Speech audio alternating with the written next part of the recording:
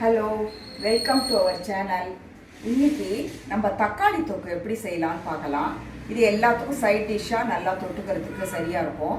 So அதுக்கு நான் 1/2 kilo தக்காளி, பெங்களூர் தக்காளி எடுத்துகிட்டு இருக்கேன். ஜாம் தக்காளின்னு சொல்லுவாங்க.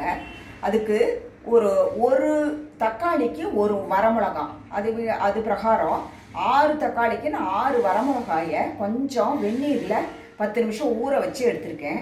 இதுக்கு ஒரு நெல்லிக்காய் சைஸு புளி, அதை 10 நிமிஷமாக ஊற வச்சுருக்கேன். அப்புறம் தாளிக்கிறதுக்கு கடுகு, அப்புறம் மஞ்சத்தூள், பெருங்காயம், தேவையான அளவு உப்பு, ஒரு துண்டு வெல்லம் வச்சுருக்கேன். இது இஷ்டப்பட்டவங்க போட்டுக்கோங்க, இல்லை எங்களுக்கு காரம் தான் நல்லா பிடிக்கும்னா இதை அவாய்ட் பண்ணிடலாம்.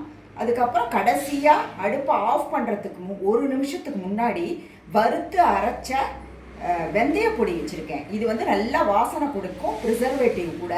இந்த வறுத்த வெந்தய பொடியை கடைசியாக சேர்க்கணும். இப்போ நான் இதை மிக்சியில் அரைச்சிட்டு வந்துட்டு உங்களுக்கு இதை தாளிக்கும் போது காமிக்கிறேன். இந்த தக்காளியை நான் வெந்நீரில் 10 நிமிஷம் போட்டு மூடி வச்சுட்டேன்.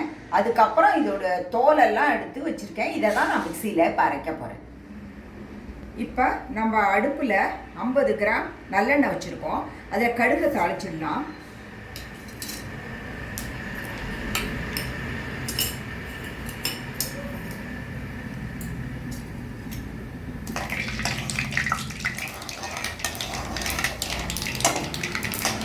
கருவேப்பிலை போடணுங்கிற அவசியம் இல்லை.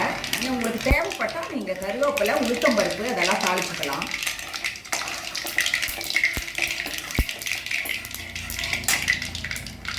இப்போ நம்ம மிக்சியில் கடுகு நல்லா வெடிச்சுட்டு மிக்சியில் அரைச்சி வந்ததை நம்ம அதில் விடுவோம்.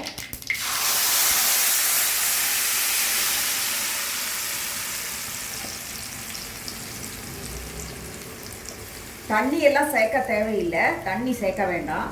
ஏன்னா நம்ம இதை 10 டேஸ் கூட வச்சுக்கலாம், அதனால் தண்ணி சேர்க்க வேண்டாம்.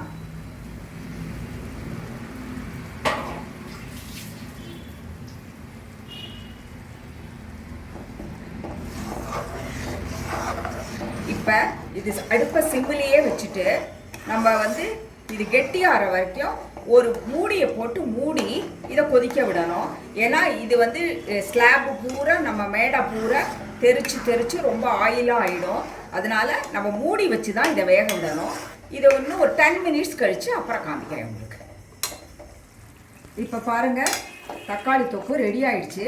எப்படி எண்ணெய் பிரிஞ்சு வந்திருக்குன்னு பாருங்கள். நான் முதல்ல 50 ml எண்ணெய் நல்லெண்ணெய் விட்டு கடுகு தாளித்து நான் அரைக்கும் போதே அதில் மஞ்சத்தூள், அதுக்கப்புறம் பெருங்காயத்தூள், வெல்லம், உப்பு எல்லாம் போட்டு மிக்சியில் அரைச்சிட்டு வந்துட்டேன். புளி எல்லாம் போட்டு அரைச்சின்னு வந்ததை விட்டு இது கரெக்டாக 1/2 hour ஆகிருக்கு. நான் சிம்மிலேயே வச்சு அப்பப்போ 5 மினிட்ஸ்க்கு ஒரு தடவை கிளறி விட்டுட்டு போனேன். அதுக்கப்புறம் நான் அந்த மாதிரி எவ்ரி டைம் கிளறும் போது 2 டீஸ்பூன் நல்லெண்ணெய் விட்டேன். அது எல்லாமே சேர்ந்து ஒரு 30 ml இருக்கும். மொத்தம் ஒரு 80 ml எண்ணெய் இதுக்கு தேவைப்பட்டிருக்கு. இவ்வளவு எண்ணெய் மேலோடு இருந்தால் தான் அது ஃபங்கஸ் வராமல் நல்லா இருக்கும். நீங்கள் 1 மாதம் கூட வச்சுக்கலாம் இதை. ஸோ இப்போ நம்ம ரெடி ஆகிடுச்சு. நம்ம இப்போ ஆஃப் பண்ணிவிட்டு இந்த வறுத்த வெந்தய பொடியை நம்ம சேர்க்கலாம். இதுதான் நமக்கு ப்ரிசர்வேட்டிவ், கெட்டு போகாமல் இருக்கும், அதே சமயம் வாசனை கூட.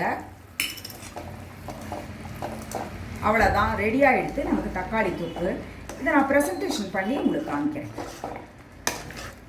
இப்போ தக்காளி தொக்கு ரெடி ஆகிடுச்சு. பாருங்கள் எவ்வளோ கலர்ஃபுல்லாக இருக்குன்னு. நீங்கள் எண்ணெய் கூட இன்னும் கொஞ்சம் கம்மியாக வேணும்னா கொஞ்சம் கம்மியாக விட்டுக்கோங்க. பட் ஷெல்ஃப் லைஃப் கொஞ்சம் குறையும், பரவாயில்ல, இந்த ஃப்ரிட்ஜில் வச்சு யூஸ் பண்ணிக்கலாம். இது எல்லாத்துக்கும் சப்பாத்தி, ரோட்டி, நான், நீங்கள் எதுக்கும் ரைஸ்க்கு கூட நல்லாயிருக்கும். இட்லி, தோசை, இடியாப்பம் எல்லாத்துக்கும் தொட்டுக்கலாம். குழந்தைகளுக்கும் ரொம்ப பிடிக்கும். நீங்கள் காரம் கூட இன்னும் கொஞ்சம் கம்மி பண்ணிட்டீங்கன்னா குழந்தைங்களுக்கெல்லாம் ரொம்ப பிடிக்கும். இதுக்கு நான் இன்றைக்கி தட்டு இட்லி செஞ்சுருக்கேன். இது எப்படிங்கிறது ரெசிபி நான் இன்னொரு நாளைக்கு ரெசிபி செய்யும்போது சொல்கிறேன். நீங்களும் இதே மாதிரி செஞ்சு பாருங்கள், கமெண்ட்ஸ் பண்ணுங்கள். Have a good day. Thank you.